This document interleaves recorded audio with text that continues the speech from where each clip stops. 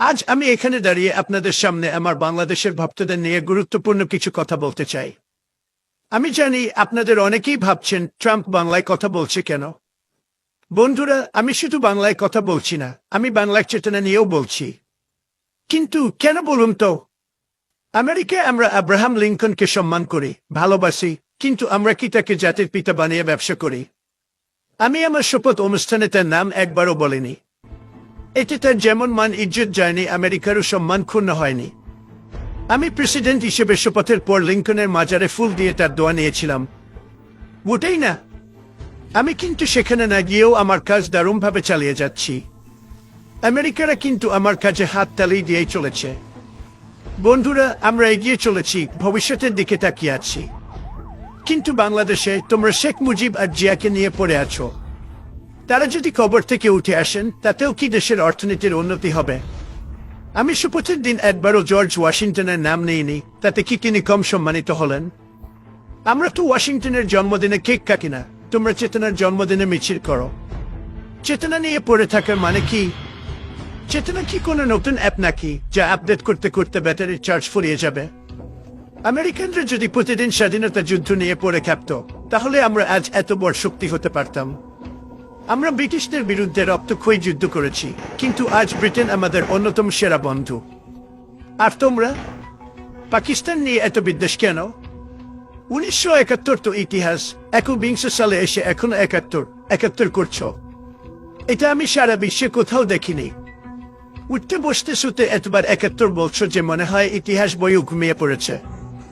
শেখ মুজিব ও তার কন্যা হাসিনা এই চেতনার ইনজেকশন পুশ করে তোমাদের অচেতন করে নিয়ে দেশটাকে তলাবিহীন জুড়িতে পরিণত করেছে।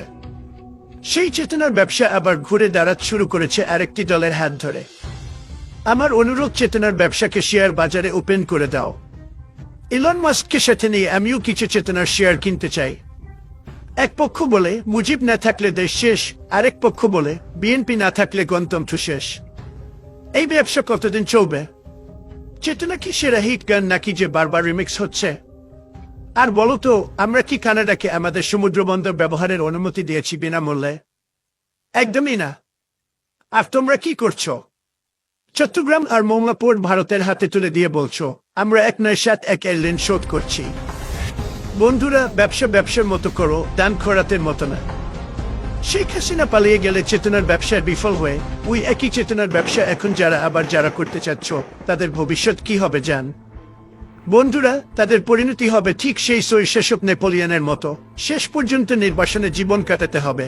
কিন্তু পার্থক্য হলো, নেপোলিয়নের ছিল সামরিক প্রতিভা, আর চেতনার ব্যবসায়ীদের আছে শুধু ফাঁকা বলে। বন্ধুরা, চেতনা শুধু একটা লুটপাটের হাতিয়ার। চেতনা তোমাদের অচেতন করে সর্বশান্ত করার টুলস। তোমাদের নেতারা এই চেতনার মাধ্যমে বিদেশে হাজার হাজার কোটি টাকা পাচার করেছে, আর তোমরা বসে বসে তাদের আঙ্গুল চুষেছ। এই চেতনার দোহাই দিয়ে তোমাদের নেতারা নিজেদের জন্য বিলাসবহুল বেগম পাড়া বানিয়ে নিয়েছে, আর তোমাদের জন্য বানিয়ে রেখেছে মহাকালীর বস্তি। বন্ধুরা, তোমরা শুধু চেতনা নিয়ে ব্যস্ত, কিন্তু দেশ চলবে কিভাবে? সড়ক মহাসড়ক তো ভারতের জন্য ফ্রি খুলে দিচ্ছ, অথচ নিজের দেশে মানুষ ঘন্টার পর ঘন্টা জ্যামে বসে থাকে। ট্রাম্প এটা পছন্দ করে না। আমেরিকায় যদি এমন হতো, আমি নিজেই রাস্তার ধারে দাঁড়িয়ে ট্রাফিক সামলাতাম। তাই আমি বলছি বন্ধুরা, একটু বাস্তব হও। 71কে সম্মান দাও, কিন্তু 2025 নিয়ে ভাবো। আমেরিকা বাংলাদেশকে ভালোবাসে, আমি বাংলাদেশকে ভালোবাসি, কিন্তু আমি চেতনার ব্যবসা ভালোবাসি না। তোমাদের চেতনার দোকানে ডিসকাউন্ট দিলেও আমি কিনব না। ধন্যবাদ।